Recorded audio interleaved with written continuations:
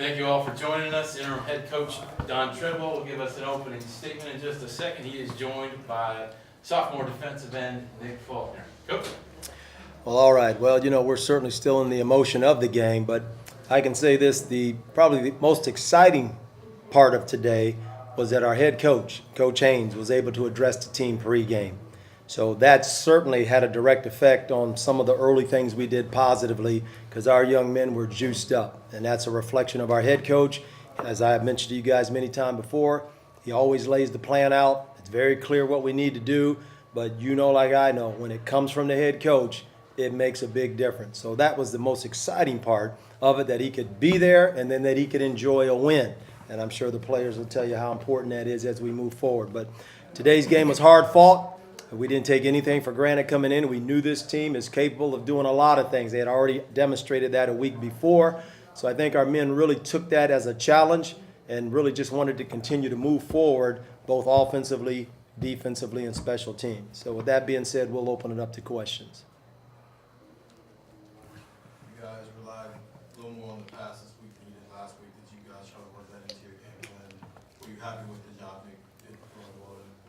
Well, I'll answer, you kind of asked two questions there, but every week there's a certain amount of passing that we certainly work on. We've done that all preseason. So none of the things that you saw today passing were anything new. It's just things that we were able to take advantage of and wanted to be a little more balanced in the structure of what they were giving us as the course of the game went on from that standpoint. And then really the film is the biggest indicator on the Nick question. Obviously, Nick's the leader on offense. He's the bell cow there. And there were some good things that he did, but we'll critique a lot more of it when we watch the tape. Earlier in the week, you talked about Howard's team speed. How'd you address that in the game plan? Well, I think without question they demonstrated that they can run, on both sides of the ball. Clearly they can run on offense. We knew that coming in. And defense, they make up a lot of ground as well. So we thought it would be very important offensively speaking, as we've said really honestly each game we go into, to establish the run. And I haven't seen a stat. I don't know what we did in that regard, but at least at key times there were some good runs that we had. That much I do know. You guys have had games in the past that were similar to this, where it was anybody's game in the fourth quarter and some of them gotten away. I thought, today you got contributions from all three phases in that fourth quarter. Just kind of talk about everyone contributing and getting a win that could have went kind of either way for it. Yeah, I think that's just a sign again on the head coach in terms of how he has prepared us for these kind of moments. I mean, we haven't had, too many lopsided scores with the games that we've played. It's usually in our conference in particular, it comes down to often, as you said, the last minute or maybe even the last play. So to get a win in a tight situation against a very good team, I think will strengthen us as we move forward. Again, just being an offensive coach, I can't speak to everything on the defense, but clearly there were some plays being made on both sides of the ball. And the good news is you come out of it with a win, yet with still a lot to improve upon. And I know that will be our focus as we turn the table and put this one behind us and get focused on next week's opponent. The start of the third quarter, the first few offensive series, you went nowhere. And then all of a sudden, you established the run. What was the key to the big changeover that the running game worked so well? Well, I just think a combination of things. I think there are plays to be made, and sometimes we made a few in a positive way, and other times we're going to look at the tape and go, wow, we had some things we really could have taken advantage of here. So really, we didn't go outside the box. We pretty much said, here's our game plan. We're going to just keep staying true to who we are as an offense. And, all of a sudden then maybe a couple of those, 2-yard runs became 4 and 5 and 6-yard runs. And certainly that made a difference. And you have to give a lot of credit to our strength staff because they train our guys. And I think the fourth quarter, you could see some things in a positive way of our young men on all three phases, defense, offense, and special teams being stronger. And that's a direct reflection of our strength staff. Nick, can you talk about that play where you forced a fumble on you? Well, they had the momentum at the point, so I knew we needed some sort of spark or something to happen to switch the momentum to our favor. So we rep the drills and practice those drills. I mean, every practice. So come game time, we know what to do in that situation. So I just went after the ball and was happy it came out. My teammates were around to pick it up. Coach, Coach, is it any more challenging to maintain offensive rhythm with so many stoppages in the game? With so many, Stoppages, whether it be reviews or penalties?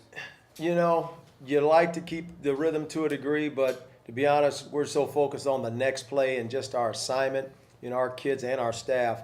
You know, that's one thing that Coach Haynes has really driven home for us, is just to focus on the moment.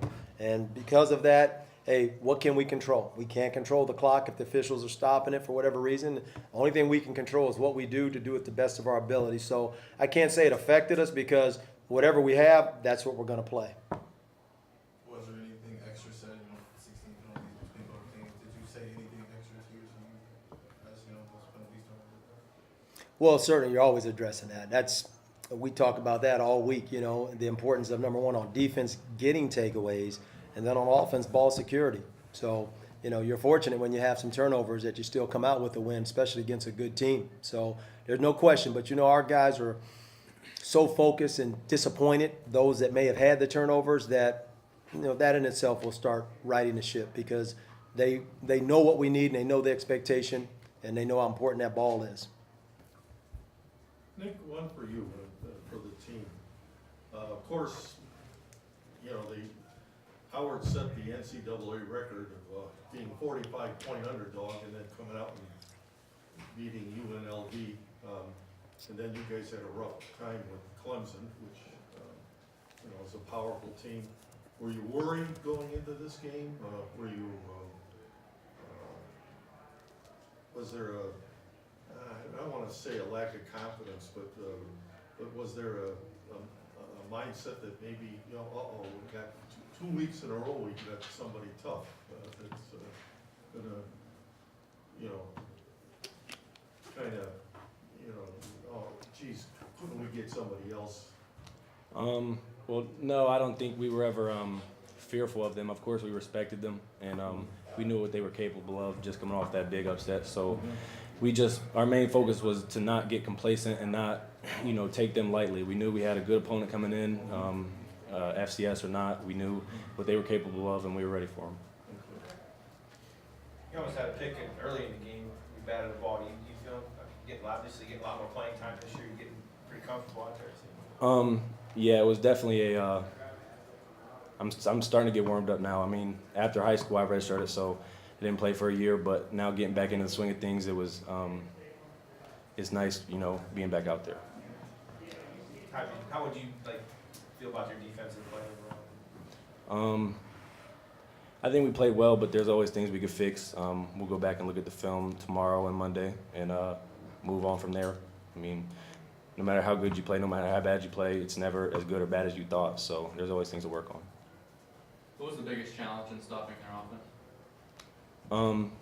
We knew they relied heavily on number 3 and number 7, their quarterback and their running back. So really, we wanted to focus more on us, because we know if we play fundamental football and we do our jobs and we play assignment sound football, then we'd be fine. You talk about Will Matthews there at the fourth quarter. He gave him the ball a lot. He really ran hard. I don't think he had a rushing yard going into the fourth quarter. Is that right? Yeah. Well, the one thing with the running game, certainly at the running back position, Coach Spencer, he does have a variety of guys, to rotate. So I think, again, that point in time, because knowing we were going to run it, those guys are a little bit fresher, because he does a great job of rotating guys. And then sometime it could be by concept, but a lot of time it's, hey, who's fresh? And then a lot of time it's, what are we calling? So I think, again, you add that into the mix along with the strength training staff, but yet having guys a little bit fresher, because at the running back, there's a little bit to go around. There's some depth there at the end of the day. So I think that made a big difference for Will. His legs were a little bit strong, and at the end of the day, though, Will's one of the team leaders. There's no question about that, and I think he was going to answer the bell if he got the ball, that's for sure. Anything else? Can you just talk about seeing Coach Haynes before the game, what that was like for you guys to play? Oh, man. I can't speak for everybody, but for me personally, it was an automatic boost of energy. It was great to see him. He's a guy who really cares about us and wants the best for us and wants us to win. And just to see him, it automatically made me want to play harder. Gave me a extra piece of motivation. And I'm sure most of the guys felt the same way. That's right. Coach, when Howard took the lead, what did did you see out of the offense that was encouraging? They kind of all came together. You kind of took it into the next gear. Oh, I think that's a strong credit to our players. I mean, they're the ones that have to play. They knew what we needed to be done. We didn't come out with any new plays. It's a lot of similar stuff that we did through the first half. So I put more of the credit on them that they just knew, okay, hey, we need to answer this, and we're going to march this ball down the field and get it. And, you know, that always starts up front with the O-line. So I'm sure when we go back, as Nick said, when we watch the tape, I'm sure there'll be some things we'll go, okay, we got some movement there, or we got a crease here, and the back hit it. And you could, you know, and there's a lot of players that are natural leaders within the offensive group that I think were challenging one another to make the difference.